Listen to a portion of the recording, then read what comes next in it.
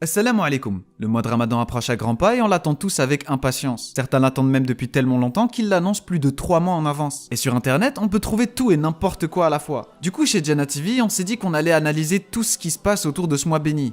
Et entre faux hadiths et sites douteux, on s'est rendu compte qu'il y avait énormément de bid'a autour de cet événement. Donc restez bien jusqu'à la fin de cette vidéo car vous êtes susceptibles de découvrir des erreurs que vous ou vos proches êtes susceptibles d'avoir commis. Et pour bien prévenir tout le monde, n'hésitez pas à partager autour de vous, c'est extrêmement important de répondre la vérité dans le cœur des croyants. Je suis Riyad et avec le professeur Zakaria, on vous a préparé une petite enquête sur 3 phénomènes à ne pas reproduire en attendant le Ramadan.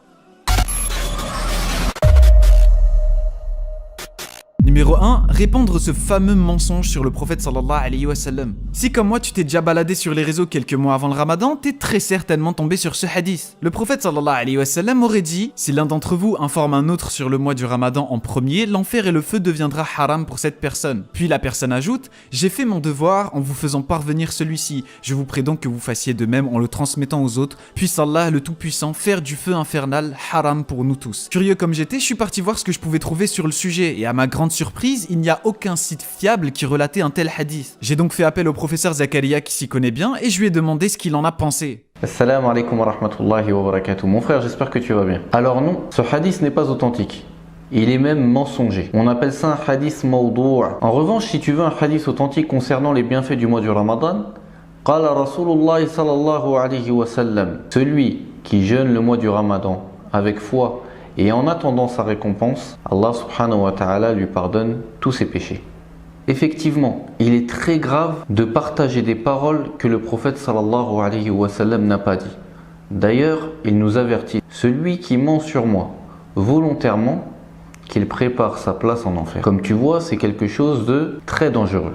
Bien sûr qu'il peut se repentir, car Allah subhanahu wa ta'ala, Ar-Rahman Ar-Rahim, le miséricordieux, le tout miséricordieux, pardonne tous les péchés, sauf le shirk.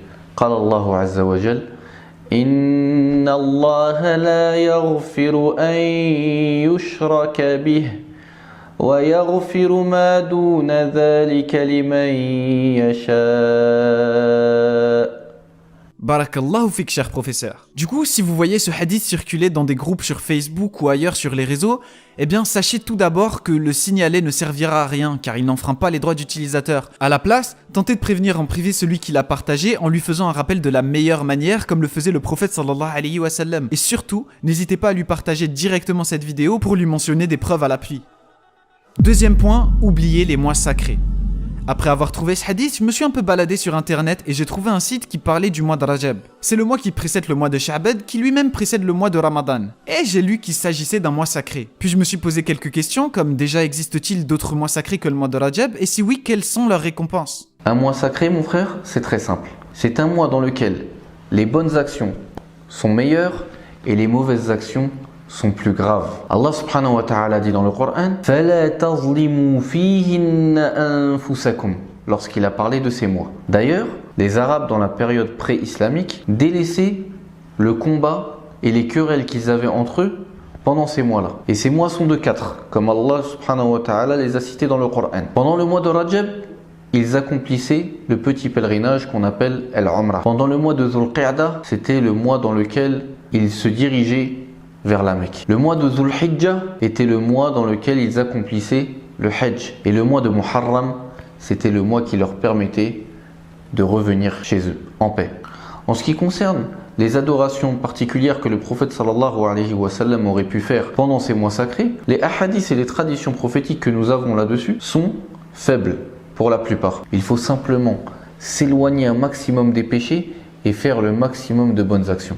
Il n'y a pas de jeûne particulier à faire, il n'y a pas de prière nocturne particulière à faire, ni quoi que ce soit. Mis à part les 10 premiers jours, comme tu sais, de Dhul Hijjah. Mais dis-moi, où as-tu appris l'existence de ces mois? Barakallahu fik, cher professeur. Et c'est super que tu me poses la question parce qu'on va passer au troisième point, ne pas vérifier ses sources. En tapant mois de Rajab sur Google, je suis tombé sur le tout premier site proposé qui explique de façon structurée les choses à faire durant ce mois sacré. Mais j'ai eu un petit problème. J'avais constaté des sciences que j'avais jamais vues ailleurs dans notre communauté. Dans ce site, j'ai remarqué que les références mentionnées n'étaient jamais celles que nous connaissons habituellement, comme par exemple Bukhari, Muslim ou même Abu Huraira. Du coup, professeur, qu'est-ce que ça signifie? Le site dans lequel tu es tombé, mon frère, est un site qui s'affilie au chiisme, malheureusement. Et plus particulièrement, une secte qu'on appelle Al-Imamiyya ou Al-Isnay Ashariya. Et les références qui sont citées ne sont pas des références connues pour leur authenticité. Iqbalul A'mal, Mafatihul Jinan. Ce sont des livres de tradition mensongère